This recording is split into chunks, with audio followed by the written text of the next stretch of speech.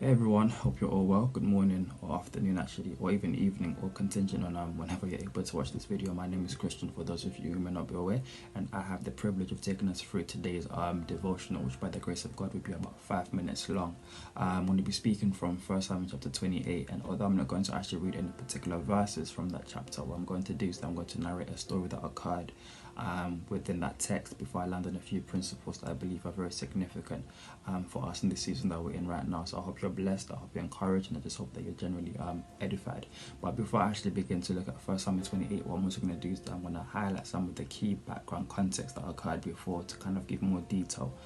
to the story, and you see why significant as we journey along. So I hope you're blessed. So in 1 Samuel chapter 28, what we see is that King Saul is about to go to war with the Philistines. Now we know that Saul had been king over Israel since about 1 Samuel chapter 10, and that previously he had won a few wars already and tasted victory. But unfortunately Saul had a proclivity to be very disobedient to the voice of the Lord and to the instruction of the Lord. Especially we see this whenever he was rebuked by the prophet Samuel. But when we get to 1 Samuel chapter 28, what we also see is that actually the prophet Samuel had actually died. So it's going to be significant in a moment for what's about to occur in the life of Saul. So when Saul sees the Philistine army, the Bible tells us that he was greatly afraid. You can assume that it was probably because of the size of their army, probably because of their resources, probably because of their number.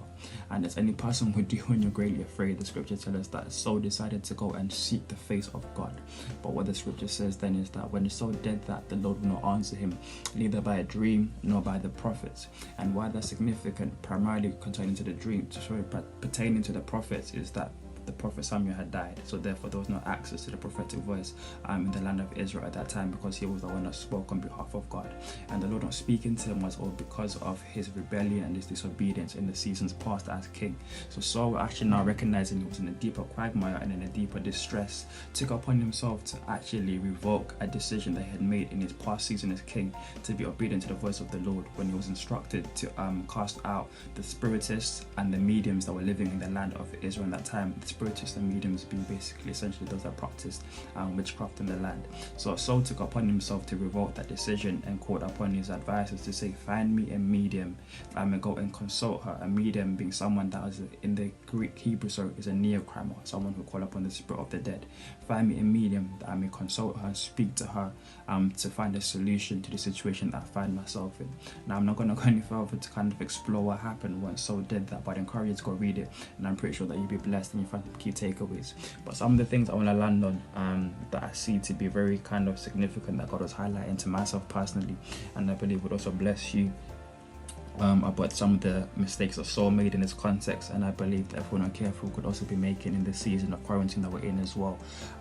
Is this, okay, first of all, the primary issue we see in the life of Saul here, of course, was his pride, disobedience to the Lord that led up to his actually being neglected to hear the voice of God in 1 Samuel 28. But then what Saul did is that he called upon the medium. Now the medium is someone that represents a middleman, what Saul saw as the solution to the mind of God. And in this season now, where we have literally been inundated with so many resources, so many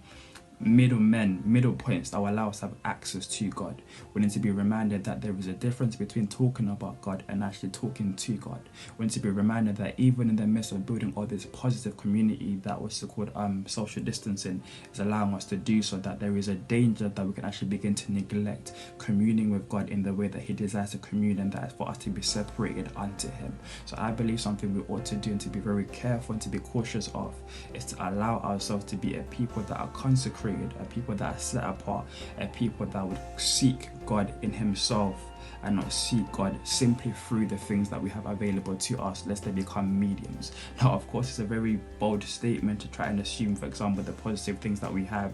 can represent mediums, but what they can represent is things simply which give us access to God without having access to the true heart and mind of God, especially as it pertains to our own personal lives. So what my encouragement to you is that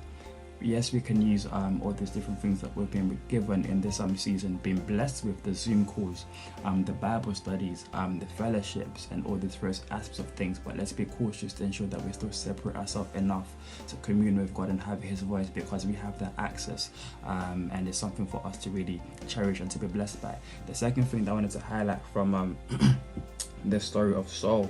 that occurred is the fact that he decided to revoke his decision. Now Saul, when he made that decision, was greatly convinced of what the Lord had asked him to do, but because of his fear, one, of the Philistine army, and secondly his frustration with God not speaking to him, he decided to revoke his decision and actually allow the spiritists and the mediums to have influence again over the condition and over the direction of Israel. Now of course it wasn't successful because of what happened in the later end of the story, but what I believe is very significant to us in the season of quarantine we may be in now is that maybe for you, perhaps frustration has caused you to revoke some of the decisions that you had made for the Lord to consecrate yourself in. Perhaps quarantine has caused you to revoke some of your whatever it may be, some of your boundaries, some of your decisions, some of your convictions to give yourself unto the Lord, and you find yourself now in places or in things that you should not have been in. The Lord is saying again, as he was saying even in the first condition I was exploring earlier, that he wants to commune with you directly, he wants to pursue you directly, he wants to spend time with you directly, and that it's not too late for you to actually come back to him. It's not too late for you to actually undo the decision that you undid and actually be decided once more for him and be set apart for him. In the season of quarantine that we're in, we have access to the voice of God, we have access to the heart of God, we have access to the mind of God. The Bible tells us in Hebrews chapter 4 that we have been given